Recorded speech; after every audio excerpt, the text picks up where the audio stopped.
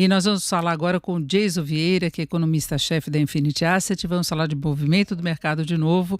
O dólar continua na faixa dos R$ 4,98, a bolsa já chegou a cair na faixa dos 13%, agora Ibovespa recua 11,43%. E fica uma certa preocupação com relação à situação dos investidores diante de todo esse quadro.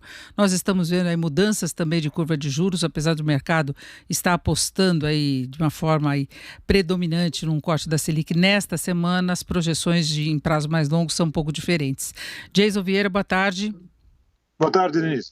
Bom, Jason, como é que você está vendo essa situação? Mais uma vez o Federal Reserve acabando estimulando a reação negativa dos mercados? Denise, mais uma vez o Federal Reserve, dentro da sua surpresa de domingo, há 2 dias de uma decisão do FOMC, traz essa situação agora que é muito difícil. A sensação que traz por parte da autoridade monetária são 2 sinais muito difíceis de se interpretar. O primeiro sinal é de que a autoridade monetária pode saber alguma coisa a mais do que o mercado não sabe, e é um sinal muito negativo, ou seja, está se imaginando um contexto muito ruim para a economia. E o segundo sinal é de que talvez a autoridade monetária tenha entrado num sinal de pânico, que também é algo muito ruim. Ou seja, ambos os sinais mostram que o contexto não será bom de agora em diante, dadas essas decisões. Agora, Jason, o que poderia ser tomado em termos de medidas aí do ponto de vista de governo, de bancos centrais, para tentar amenizar essa pressão toda do mercado, esse sobe e desce, que pelo menos a gente tivesse uma volatilidade um pouco mais amena? Boa pergunta, Denise, porque a volatilidade é o que tem sido o pior mote que nós estamos tendo dessa crise nesse momento.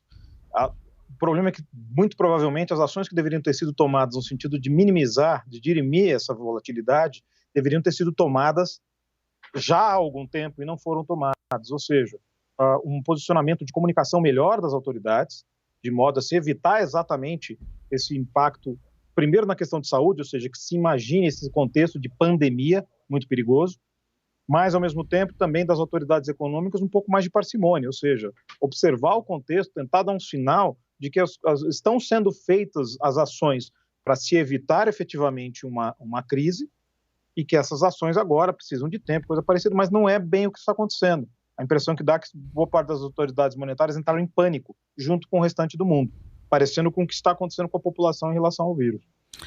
Na verdade é uma situação bastante preocupante mesmo, que em certa medida estão tentando minimizar, mas é uma situação séria.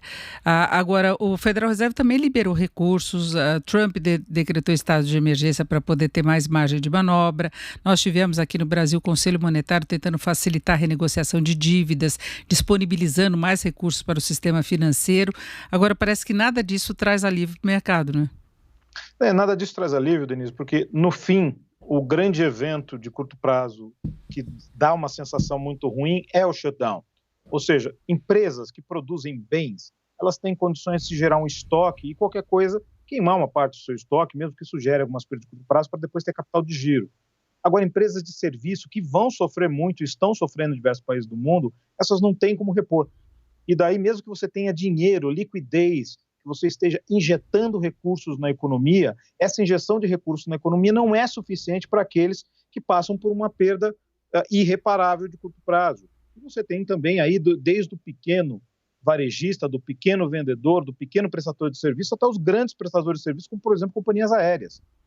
Tudo isso vai ser afetado de maneira muito pesada se seguir essa linha dos shutdowns. E essa é a grande preocupação.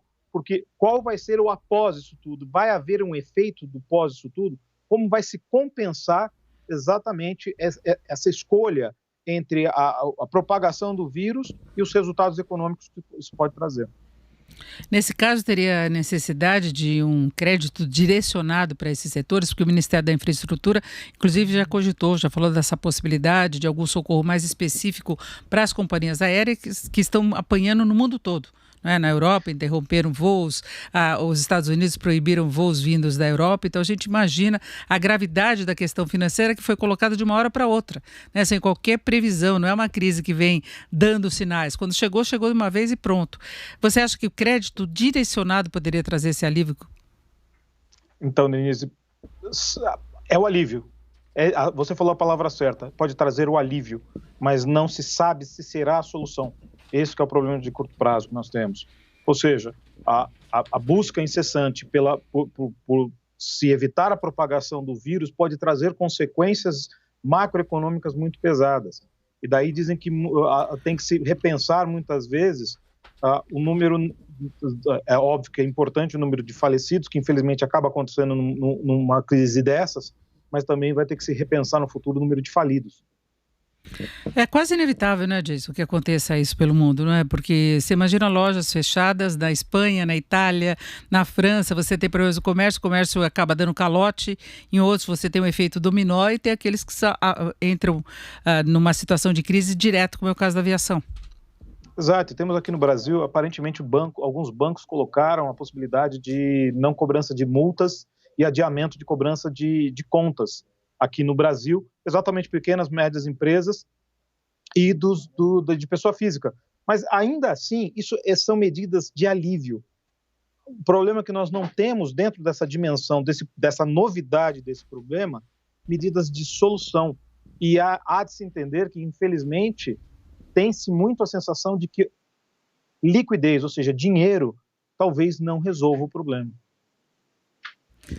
Bom, Jason, nós vamos acompanhar toda essa situação de crise que nós temos, certamente vamos voltar a falar sobre isso, né? Por enquanto, muito obrigada pela tua participação aqui no nosso Jornal Jovem Pan Especial. Obrigado, Denise, até a próxima.